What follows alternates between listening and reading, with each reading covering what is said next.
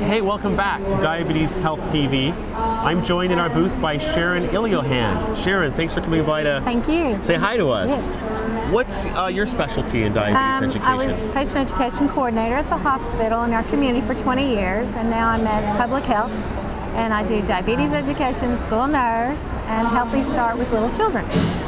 So you're jumping around all the time. I have many hats. I put different hat on all the time. Which one do you like the most? Diabetes is my primary. I've done that for a long time. But working with kids or the I've done adults, I've done kids, I've done them all. What do you like? I like the children because it's such an important part of a parent's education also, because the parents feel very guilty and think their children have diabetes because of them. I've seen that. I've had a father, we used to have a diabetes supply store, and he came in and he was just crying and he said, "Give it to me. I wish I could have the diabetes and not my." You've heard that. Yes. That must be There's the Kubler-Ross stages of acceptance. There's denial, anger, bargaining. I know them all in nursing school, but I know the acceptance is important. Yeah. How do you help people accept that? What works? We go over the information and we try to make the information informative but yet fun to learn, because these are things that you can't just sit in class and talk about it. You have to do things to let them open up the group and have discussions and talk to others, and I think they kind of get a camaraderie from being around the others in group. They learn a lot. So do you lead a support group? Yes, I do. I'm only allowed to do it quarterly now. I was at the Diabetes Center for 4 years, but they closed it because they said there weren't that many diabetics. And I argued to that point. With an epidemic? There's very much so, and the nurses on the floors of the hospital do not have time to do that. So that was very disappointing to me to close the center. That's a national travesty, because healthcare companies that will pay for amputation, but they're closing the diabetes education centers. It's like, oh my God, what are they smoking? It and drives I've me gone crazy. From the 16 million to the 21 million. Now, if that was an indicator to them, but I was the little peon. I'm not in administration, so I was very disheartened when they closed it. So I went looking for another job, and I told them I would like to continue with diabetes information to patients, and they are letting me do that as much as they can.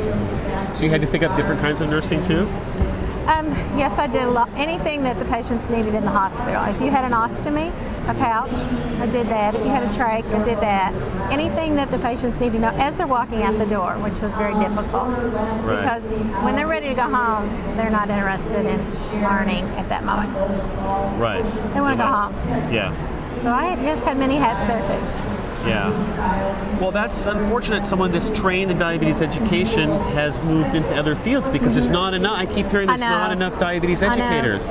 And I'm hoping my position will continue to see that there is a greater need, and they will give me a little more time working in diabetes education. I hope so. My goal.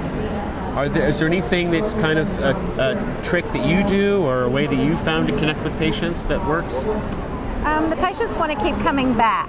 Some of them, when we have support group or diabetes information, are you going to have more information? They like to come back to learn new things, so I try to keep up on the new things by coming to AADE, and that has helped. Right. Do you get our magazine?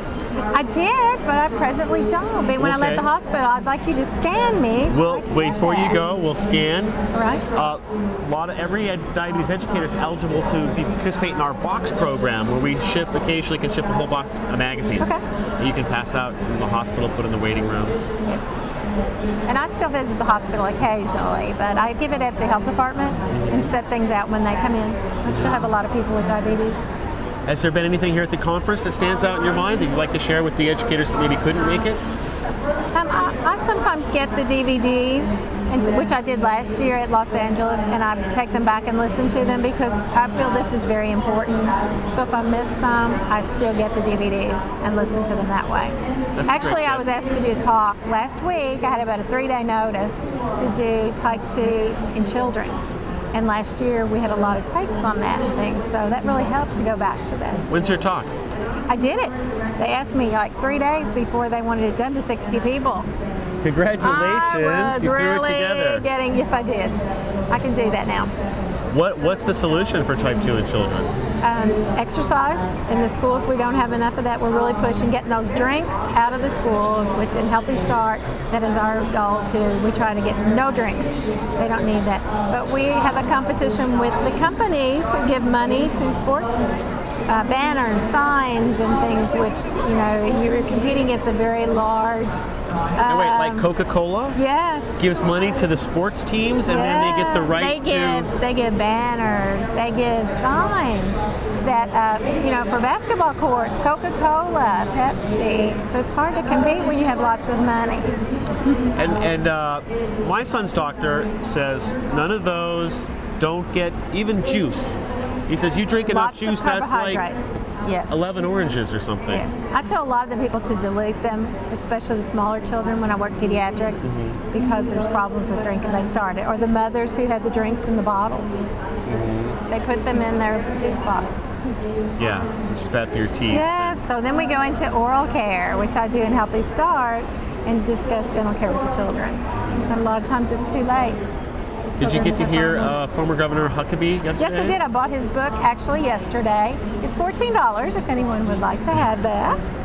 He seems like he's on to something. We have to change the whole country. Yes. We need a societal change. Yes, we do. And are you trying to work on that? I haven't yet. I'm trying to just go down my booths right now and gain my new information that I may have missed, such as my magazines that I don't get anymore. Yeah.